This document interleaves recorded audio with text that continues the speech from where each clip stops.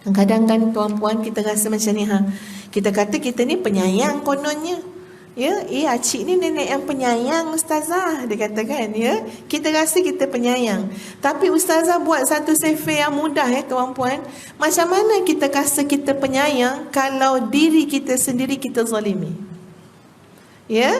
Sebab orang yang penyayang ni sudah barang pastilah asas yang paling besar adalah menyayangi dirinya sendiri. Kalau kita pun tak jaga solat, kalau kita tak jaga titah perintah Allah, bermakna apa? Kita menzalimi diri sendiri. Orang yang zalim pada diri sendiri, bolehkah dia beri kasih sayang? Orang yang zalim pada diri sendiri, bolehkah dia menjaga orang lain? Tak, sebab dia sudah kehilangan untuk dirinya sendiri. Dia takkan dapat bagi. Orang yang ada, baru dia boleh memberi. Sekarang dia tak ada. Kenapa kita kata tak ada? Dia zalim pada diri sendiri. Macam mana dia boleh menyayangi yang lain? Dia zalim pada diri sendiri. Apa kemampuan dia nak bawa keluarga dia masuk syurga? Dia sendiri zalim pada dirinya sendiri. Dan harapanmu itu sekali-kali tidak akan memberi manfaat kepadamu pada hari itu kerana kamu telah menzalimi dirimu sendiri. Sesungguhnya kamu layak bersama-sama dalam azab itu. Maka apakah engkau wahai Muhammad dapat menjadikan orang yang tuli boleh mendengar? Atau dapatkah engkau memberi petunjuk kepada orang yang buta dan kepada orang yang tetap dalam kesesatan yang nyata? Maka sesungguhnya sekiranya kami mewafatkan kamu sebelum engkau mencapai kemenangan, maka sesungguhnya kami akan tetap memberikan azab kepada mereka di akhirat. Atau kami perlihatkan kepadamu azab yang telah kami ancamkan kepada mereka, maka sesungguhnya kami berkuasa ke atas mereka. Maka berpegang teguhlah engkau kepada agama yang telah diwahyukan kepadamu. Sesungguhnya engkau berada pada jalan yang lurus. Dan sesungguhnya Al-Quran itu benar-benar suatu peringatan bagimu dan bagi kaummu, dan kelak kamu akan ditanya tentang isi kandungan yang telah kamu amalkan. Tengok ayat 44. Al-Quran tu benar-benar peringatan. Dan kamu akan ditanya tentang isi kandungan Quran yang telah kamu amalkan. Amal ke tak amal? Ke baca saja. Ya. Dan ayat yang terakhir untuk hari ini, dan tanyakanlah Muhammad kepada rasul-rasul kami yang telah kami utus sebelum engkau, apakah kami menentukan tuhan-tuhan selain Allah yang Maha Pemurah untuk disembah?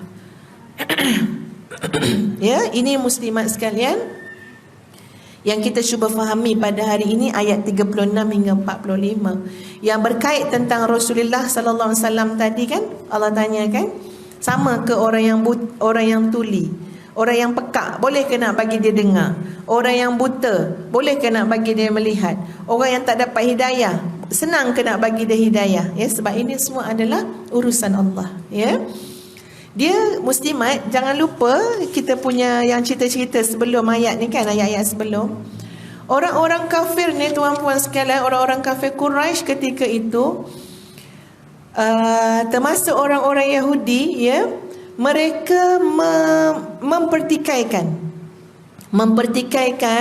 Rasulullah sallallahu alaihi wasallam dengan alasan begini. Kamu ni nabi tapi miskin. Kamu ni nabi tapi tak pakai gelang, tak pakai emas, tak pakai permata. Dia nak golongan-golongan ni, dia ini sudah merasakan, ya, melihat kalau dia seorang nabi, kalau dia seorang pemimpin, maka dia sangat sinonim dengan kemewahan. Ya, jadi nabi macam mana kalau macam ni, dia kata. Ya, kalau patut nabi ni orang yang mewah, harta benda Allah bagi, Allah lempahkan daripada langit, dia kata. Sebab tu dia cabar Nabi SAW. Nanti kita akan tengok ayat-ayat yang lain. Nak tengok malaikat, ya, cakap dengan Nabi, yang mana? Tunjukkan malaikat-malaikat yang ada dengan kamu, tunjukkan. Macam-macam, ya, yang dibuat oleh golongan ini. Baik, para muslimah yang dikasihi sekalian, kalau orang itu sudah tuli, orang itu sudah buta, ya, memang kena minta. Maksud tuli dan buta ni bukan tuli dan buta yang secara zahir, ya, tapi telinga tak boleh mendengar yang baik, mata tak boleh melihat yang baik, tak dapat hidayah melalui pandangan, melalui pendengaran.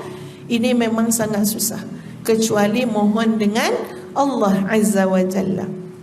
Ada sepotong, ada satu doa. Ini yang Ustazah cakap tadi ya tuan-puan, doa berkait dengan naik seri tadi. Keluarkanlah pen, kertas tu nak tulis.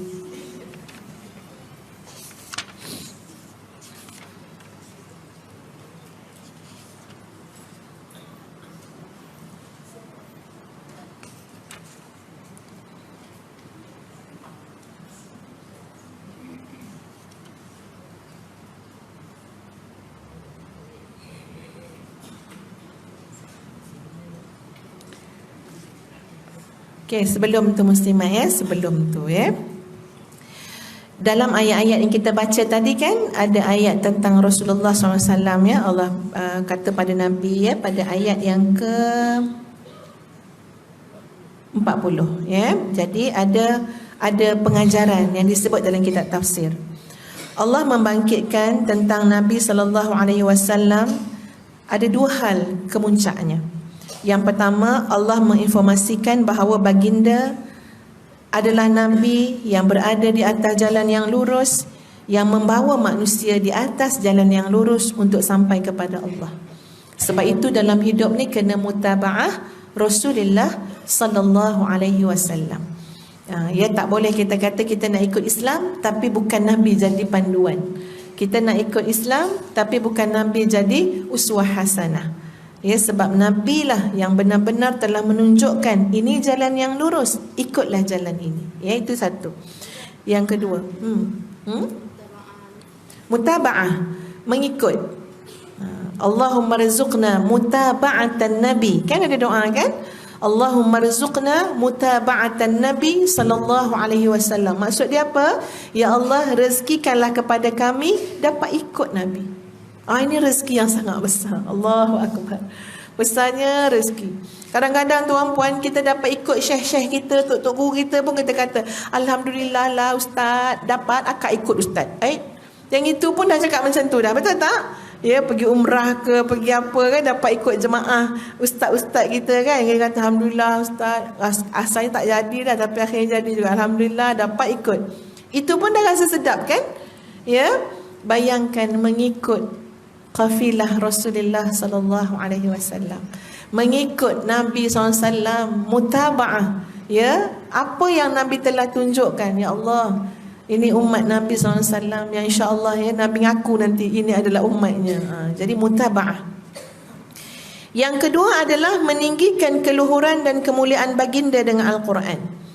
Sebab Al-Quran merupakan kemuliaan bagi baginda. Jadi orang-orang kafir Quraisy, orang Yahudi ni sibuk tengok Nabi ni dengan harta benda yang ada pada Nabi. Sibuk tengok Nabi Rasul ni dengan kemewahan, nak nilai pada rumah, nak nilai pada kenderaan, nak nilai pada harta benda. Silap. Allah memberikan kemuliaan kepada Rasulullah sallallahu alaihi wasallam berupa Al-Quran. Al-Quran tak ternilai dengan harta benda. Al-Quran tak ternilai dengan apa pun yang nampak dengan mata kasar. Rasulullah sallallahu alaihi wasallam bersabda, "Innallaha la yarfa'u bihadzal kitabi aqwaman wa yad'u bihi akharin." Innallaha, sesungguhnya Allah, la yarfa'. La tu la maksudnya demi sesungguhnya. Tu la taukid. Innallaha dah taukid dah. Inna tu dah harfu taukid dah. Innallaha la yarfa'u, maknanya sesungguhnya Allah pasti akan mengangkat aqwaman, sesuatu kaum, bihadzal kitab, dengan kitab ini, iaitu kitab Al-Quran, wa yad'u bihi akharin, dan ketika mana kaum itu meninggalkan Al-Quran, Allah akan hina kaum tersebut. Wa yad'u bihi akharin, menjatuhkan juga yang lain juga dengan sebab mereka meninggalkan Al-Quran. Ini kaedah yang terpakai sama ada secara individu, secara masyarakat dan sebagainya. Maknanya selama mana kita meninggikan Quran, Allah akan tinggikan kita. Kita jauh diri daripada Quran, kita jauh daripada Allah. Kita letak Quran nun di hujung-hujung mata, demikianlah kita juga ya dihinakan oleh Allah, hubungan kita dengan Allah juga di hujung-hujung mata. Semuanya akan relate pada apa? Al-Quran. Nabi SAW jangan dilihat dari sudut diberikan kemewahan dan sebagainya. Allah boleh bagi dan Allah telah tawarkan, tapi Nabi kita tak mau. Tak nak. Ya? Allah beri kemuliaan pada Nabi kita Muhammad SAW. Antara lain yang paling besar mukjizatnya adalah Al-Quran. Jadi disebut di sini, ya, Quran telah diturunkan kepada Rasulullah sallallahu alaihi wasallam.